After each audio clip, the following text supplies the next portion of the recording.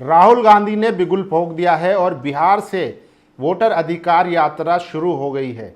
आज 17 अगस्त को बिहार के सासाराम से ये यात्रा शुरू होगी और 25 जिले होते हुए पटना में खत्म होगी। देखिए, इस यात्रा का असर देखिए कि यात्रा से पहले ही चुनाव आयोग ने ये मान लिया है कि जो वोटर की गलतियां हैं कि एक पते पर 80 वोटर होना, 200 से ज़्यादा वोटर होना, कि ये कहीं ना कहीं गलती है।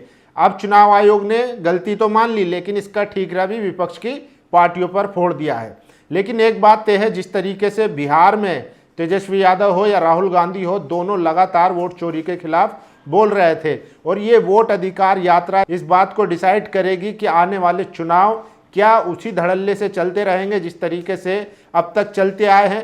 क्योंकि लगातार आरोप लगता आया है कि चुनाव आयोग जो है वो कहीं ना कहीं साइड लेता है बीजेपी की और चुनाव में धांधली करने का काम करता है, जिसका नतीजा हुआ कि राहुल गांधी ने एक लोकसभा की एक विधानसभा से 1 लाख वोटर जो है फर्जी गिना दिए सबूतों के साथ, जिनके नाम जो है XYZ करके हैं, पता सेम है, 0 मकान नंबर है। तो इस तरीके की धांधली एक विधानसभा में निकली है। उसके बाद बीजेपी के तमाम नेताओं ने कहा प्रेस कॉन्फ्रेंस करके कि यहाँ पे नहीं, इसके अलावा रायबरेली और वायनाड और क्या कन्नौज, यहाँ पर भी फर्जी वोट है। तो यानी कि चुनाव आयोग बीजेपी नेताओं को डाटा दे रहा है लेकिन विपक्ष को नहीं दे रहा है। इसी को लेकर जो है वोट अधिकार यात्रा आज बिहार में शुरू हो चुकी है और भीड़ जो उमड़ी है उससे आप अंदाजा लगा सकते हैं तस्वीरों से कि कितनी भीड़ आई है।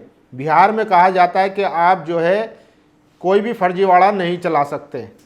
बिहार राजनीतिक तौर पर जो है बहुत सचेत है और जिस तरीके से 90 के दशक में रथ यात्रा हुई, पूरे देश में हुई, लेकिन बिहार में उसको रोका गया, लालू यादव ने उसको रोका। उसी तरीके से वोट चोरी है इन्होंने हरियाणा में कर ली, महाराष्ट्र में कर ली, हर जगह कर ली जो आरोप लगा रहे हैं। लेकिन बिहार में जैसे ही नंबर आया, SIR कराया, विपक्ष के तमाम नेता जो हैं वो एकदम हमलावर हो गए। तेजस्वी यादव लगातार जो है वो बीजेपी के नेताओं के 2-2 वोट दिखा रहे हैं। तो बिहार में आप जो है आज यात्रा देख सकते हैं, कितनी तमाम नेता वहाँ मौजूद है। मल्लिकार्जुन खड़गे, राहुल गांधी, तेजस्वी यादव और विपक्ष के तमाम नेता मौजूद हैं और ये तय करेगा कि आने वाले टाइम में चुनाव क्या एकदम साफ सुथरे होंगे और इलेक्शन कमीशन की जो है वो जवाबदेही भी तय होगी। लेकिन एक बात समझिए कि इस यात्रा से बीजेपी और चुनाव आयोग कितना भौंकलाया हुआ है। चुनाव आयोग ने कल ही जो है मान लिया कि हाँ जो है नाम जोड़ने में, घटाने में इनमें गलती हुई है, लोगों का गलत डेटा उसमें हुआ। उसने बाकायदा प्रेस नोट करके इस बात को माना है जारी करके, लेकिन उसने फिर भी इस चीज़ का ठीकरा जो है विपक्ष की पार्टियों पर फोड़ दिया कि हमने आपको टाइम दिया था, आप हमारे पास इसको सही करवाने नहीं आए हैं। तो आप समझिए कि कहीं ना कहीं इससे ये साबित होता है कि चुनाव आयोग को भी पता है कि फर्जी वोट जोड़े गए हैं, वोट चुराए गए हैं और उसी की मिली भगत से ये सब हो रहा है। लेकिन धीरे धीरे ही सही वो चीज़ें मानने लगा है। लेकिन चलिए मान लीजिए जैसे बतौर आपने जो बयान दिया कि विपक्षी पार्टियां नहीं आई इसलिए नहीं हो पाया, अब तो आपके पास आ रही है ना, और ऐसा नहीं है नहीं आई, लगातार जो है विपक्ष के तमाम नेता डेलीगेशन चुनाव आयोग से मिलते रहे हैं। जब राजीव कुमार चुनाव आयुक्त थे तमाम पार्टियां जाती थी मिलने, लेकिन उनको इधर उधर की बात करके जवाब ना दे के, ये राजीव कुमार का ही बयान है कि 36 साल लग जाएंगे अगर एक दिन में 8 घंटा हम वीडियोग्राफी देखेंगे, तो आप समझिए। लेकिन अब इसके खिलाफ मोर्चा खुल चुका है, बिहार में बड़ा जन आंदोलन ये जो है शुरू हो चुका है। इसी को लेकर जो है कांग्रेस के नेता ने लिखा है कि देखिए, जब पिछली बार राहुल गांधी जो है सड़कों पर उतरे थे, यानी कि भारत जोड़ो यात्रा उन्होंने की थी, तो सत्ता डगमगा गई थी। लेकिन इस बार जो है कुर्सी खाली करनी पड़ेगी। ये यात्रा बहुत अहम होने वाली है। जिस तरीके से वोट चोरी का आरोप लगाया गया है, चुनाव आयोग भी फंसता हुआ दिखाई दे रहा है और बीजेपी में तो भौखलाहट है ही।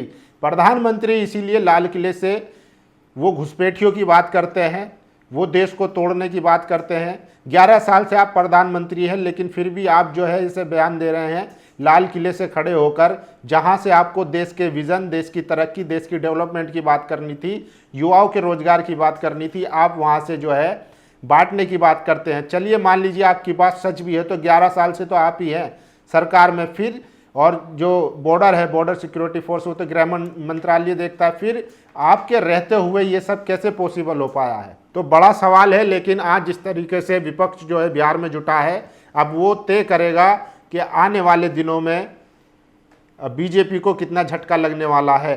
देखिए, इसमें एक चीज़ समझनी होगी कि जैसा बीजेपी ने सोचा था कि ऑपरेशन सिंदूर के बाद वो बिहार चुनाव को भुना लेंगे, उस पर गहरी चोट मारी है राहुल गांधी ने।